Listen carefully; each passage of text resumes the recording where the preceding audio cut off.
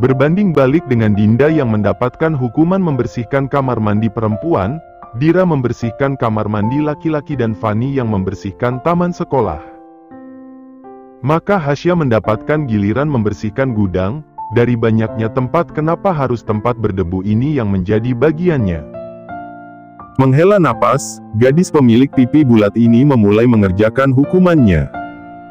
Menyapu debu yang meski tidak banyak namun yang namanya debu selalu berhasil membuat siapapun batuk.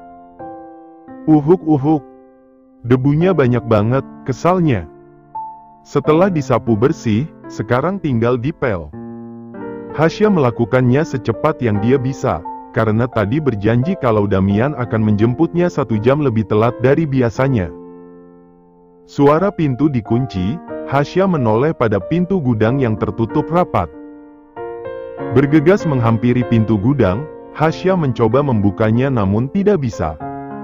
Sekeras apapun yang dia mencoba, pintunya memang tidak bisa dibuka. "Tolong, siapapun di luar tolong!" teriaknya, menggedor-gedor. Setakut itu loh. Dari balik rak-rak ini, keluar sosok pemuda yang sangat Hasya hafal bahkan hanya lewat suaranya. "Darren." Laki-laki ini tersenyum miring dengan tangan bersedekap dada. "Ngapain kamu di sini?" "Menurut lo," katanya, berjalan mendekat membuat Hasya mundur. "Nggak usah takut gitu kali, gue cuma pengen ada waktu berdua sama lo." "Tapi nggak gini caranya," teriak Hasya ketakutan karena Darren jadi semakin dekat dengannya. "Gimana emangnya?" tanya Darren sok polos. "Kamu kenapa kunciin pintu gudang? Orang-orang bakal mikirnya yang aneh-aneh." "Bagus dong, gue nggak rugi. Kan yang punya nama baik di sekolah ini ya lo."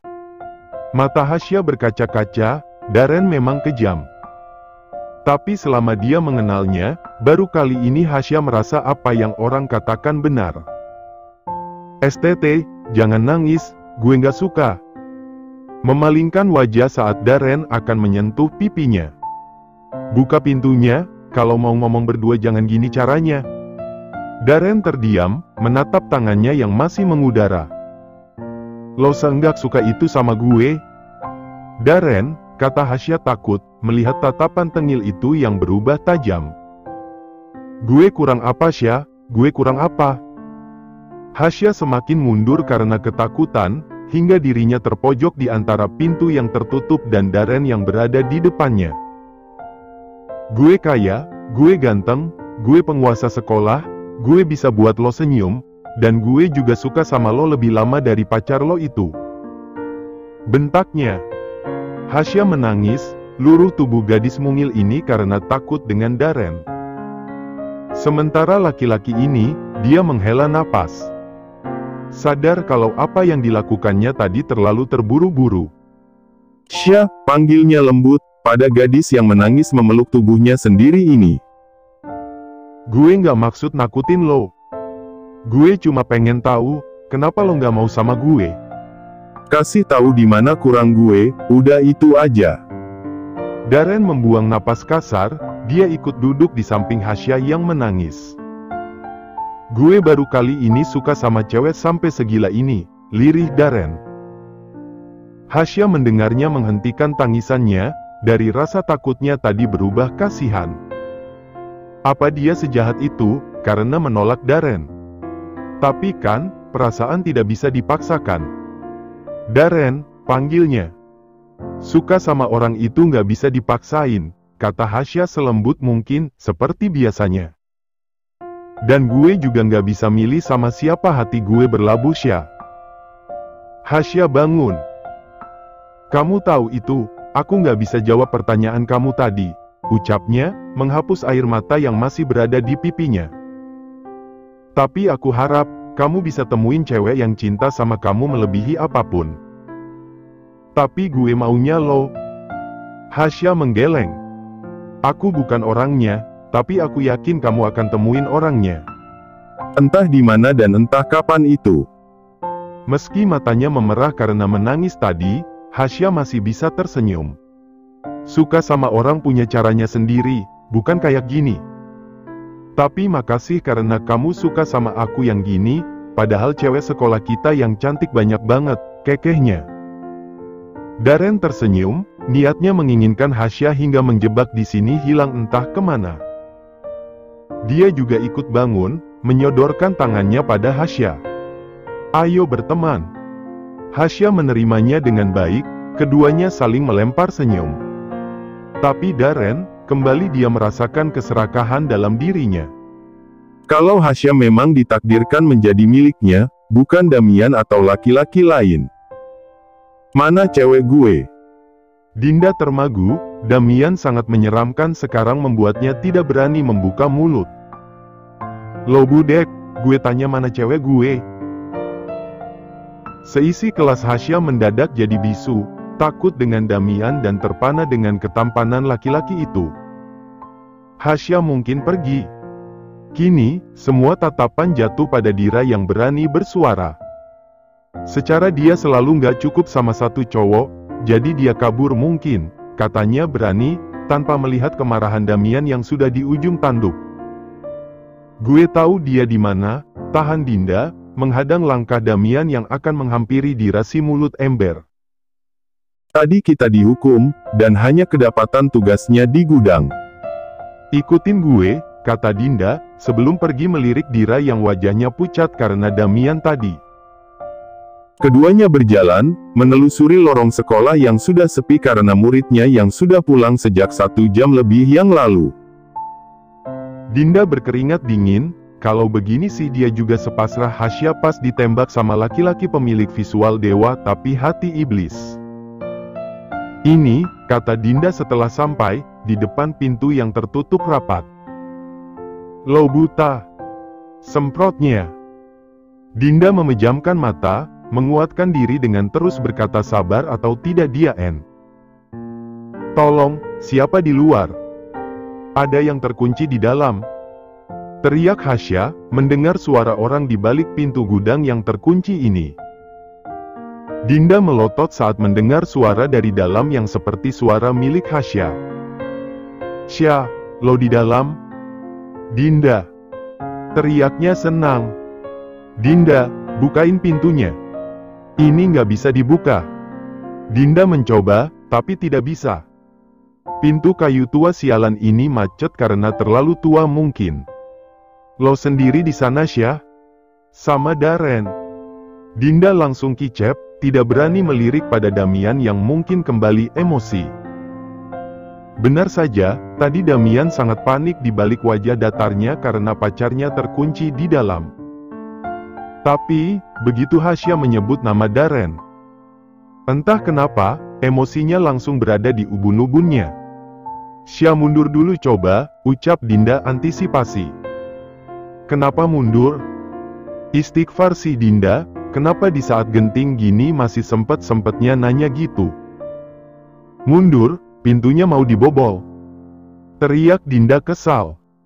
Pintu kayu tebal itu, terbuka hanya dengan satu tendangan Damian. What the sebenarnya seberapa kuat laki-laki ini? Dinda menganga melihatnya. Damian. Pemuda itu diam. Dia masuk ke dalam gudang mencari sosok Darren.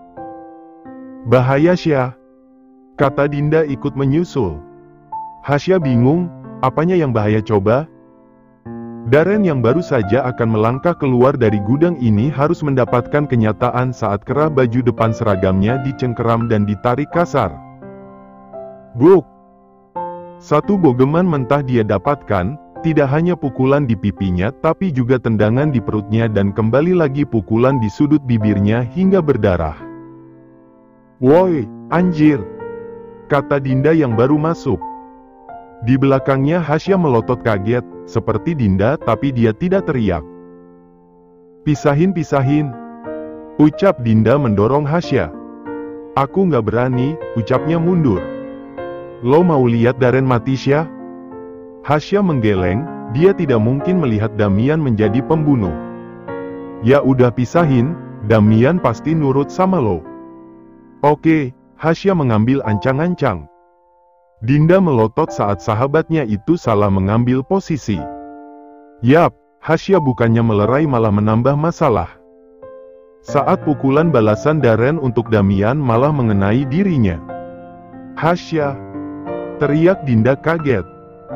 Secepat mungkin dia berlari ke arah gadis itu, tapi bahunya didorong kasar hingga jatuh oleh laki-laki tampan ini. "Sayang, lo nggak apa-apa?" Hasya yang ditanya malah bengong, menatap ketiganya yang tatapan kosong. "Urusan kita belum selesai," katanya pada Darren. Damian menggendong gadis polosnya ini ala bridal style dan membawa keluar dari gudang serta sekolah ini.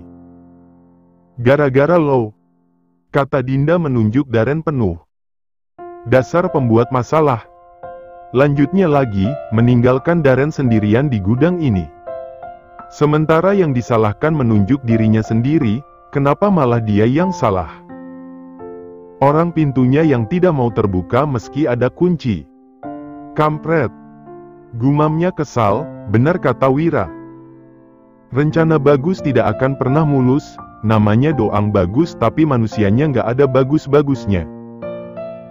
Hasya menunduk dalam, takut dengan Damian yang berdiri di depannya dengan kedua tangan yang masuk ke dalam saku celana seragamnya. "Maaf," lirihnya. "Damian, aku minta maaf," katanya lagi. Hasya memberanikan diri untuk mencoba memegang tangan laki-laki ini tapi Damian menepisnya. "Bangun, gue mau pulang." Dia melangkah keluar. Hasya menghela napas lirih. Salah lagi dia. Turun dari ranjang, gadis ini mengikuti langkah tegas Damian yang sudah sedikit jauh darinya. "Tunggu," katanya, "beruntung klinik ini sepi." Damian menghentikan langkah kakinya, dia berbalik badan. Hasya yang sudah di depannya memejamkan mata saat laki-laki ini mengangkat tangan. Jangan gitu lagi, kan lo yang bonyok begini," ucapnya, mengusap pipi Hasya yang lebam. "Sya, sekali aja jangan bikin gue khawatir sampai rasanya," katanya menjeda. Damian mengambil satu tangan gadisnya ini. "Dada gue sakit, lo luka di depan gue karena gue juga." Tatapan teduh dan penuh rasa bersalahnya, Hasya tidak tega. Dia juga jadi ikutan sedih sampai mengeluarkan air mata. "Kamu jangan gitu dong," katanya hampir berteriak, mengusap kasar pipinya yang dialiri air mata.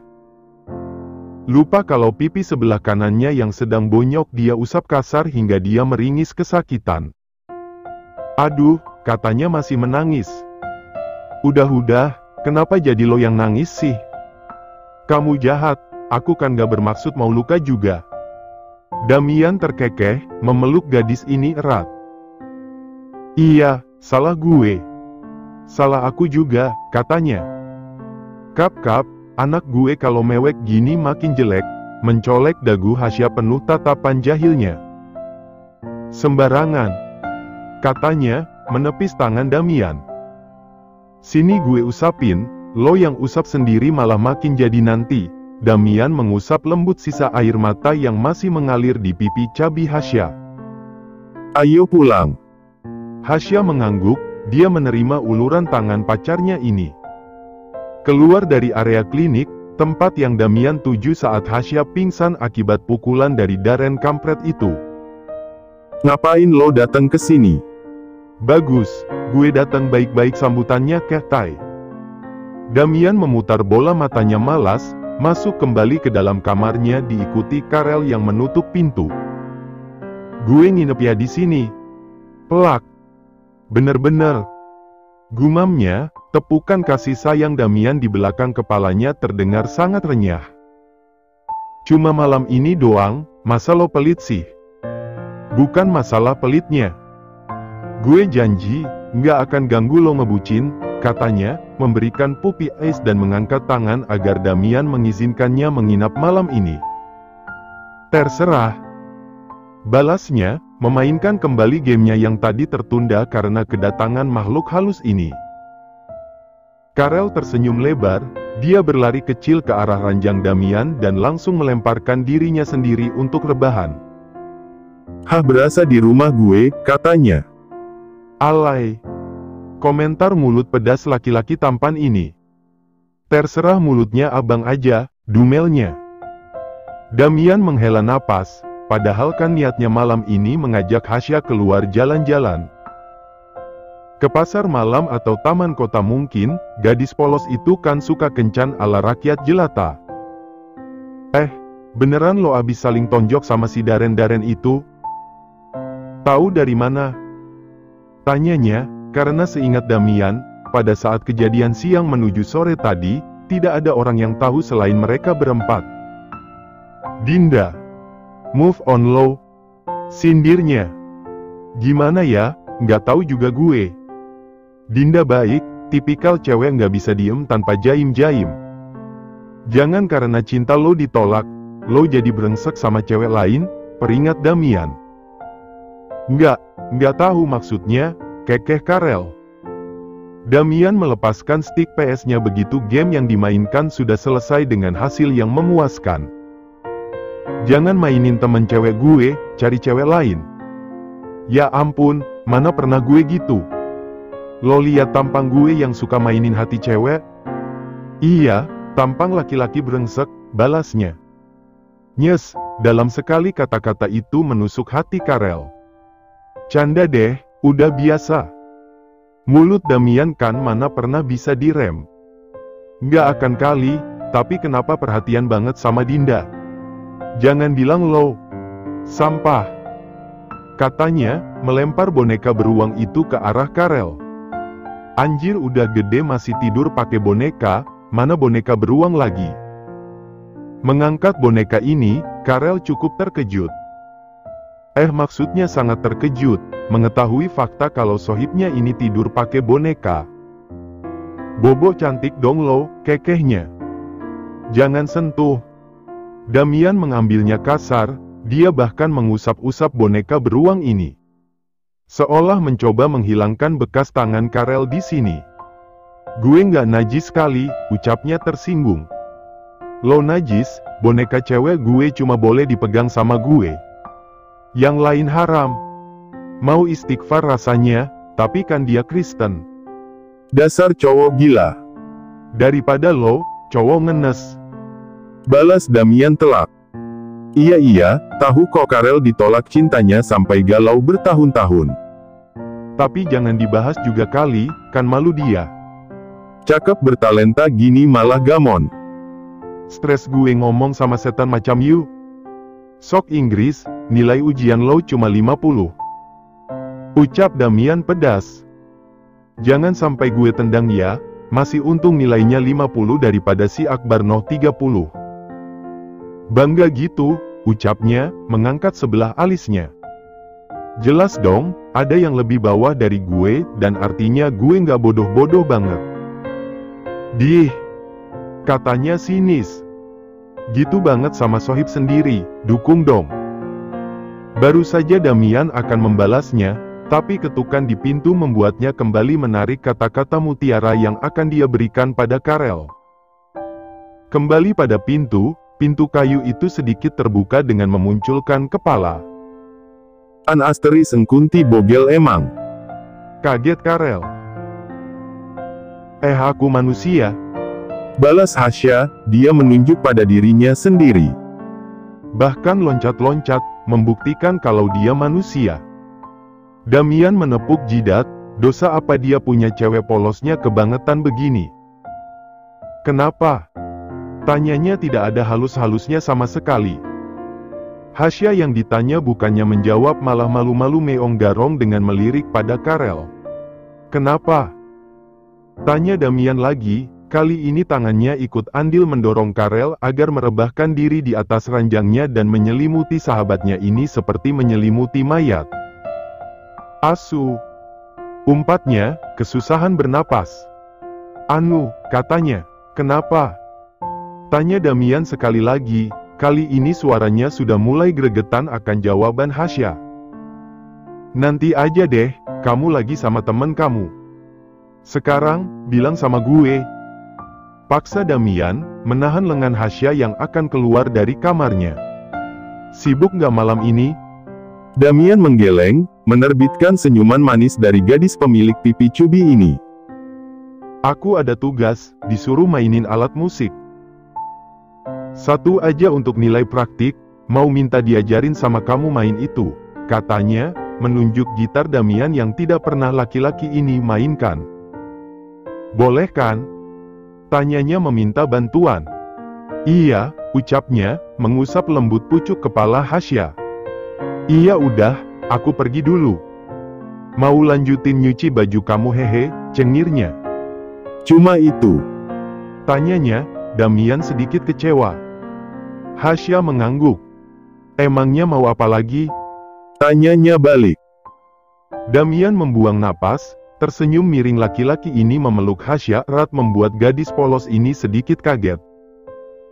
Apalagi Karel yang dari tadi diam-diam mengintip interaksi keduanya dari balik selimut tebal ini. Kenapa? Tanya Hasya, bingung dengan Damian yang memeluknya tanpa ada angin atau hujan. Salah kalau gue meluk cewek sendiri? Ucapnya, sedikit menaikkan intonasi suaranya agar Karel mendengarnya jelas. Nggak salah, tapi kamu ngapain teriak-teriak? Kuping aku sakit, protesnya, mengusap kupingnya. Ya gimana nggak sakit, Damian ngomongnya tepat di depan telinganya. Kan gedek Hasya, gedek diam maksudnya, mana berani melawan. Maaf sayang, sakit ya, katanya, mengusap telinga gadisnya lembut. Hasya bergidik ngeri, ini Damian kenapa? Tiba-tiba jadi laki-laki romantis begini. Mau muntah gue? Hasya menoleh pada Karel yang berkata ingin muntah. Udah jangan didengerin, jomblo emang selalu sirik, katanya, kembali mengalihkan pandangan Hasya agar menatapnya. Nanti malam, datang aja ke kamar gue setelah selesai makan. Hasya mengangguk, kali ini tidak hanya bingung tapi juga blushing karena Damian mencium pipinya. Aku pergi dulu, ucapnya malu, segera keluar dari kamar ini. Karel hanya bisa mengusap dada, membatin untuknya sabar dengan sikap kurang ajar Damian yang mengumbar keromantisan di depannya yang tidak memiliki pacar. Kenapa lo? Katanya. Sengaja banget. Yang mau nginepkan lo, balasnya tersenyum miring. Mengusap dada semakin kencang, Karel menahan diri untuk tidak mengumpat lagi. Terhitung sudah banyak kali dia mengumpat setelah sampai di sini, benar-benar tersiksa lahir batin.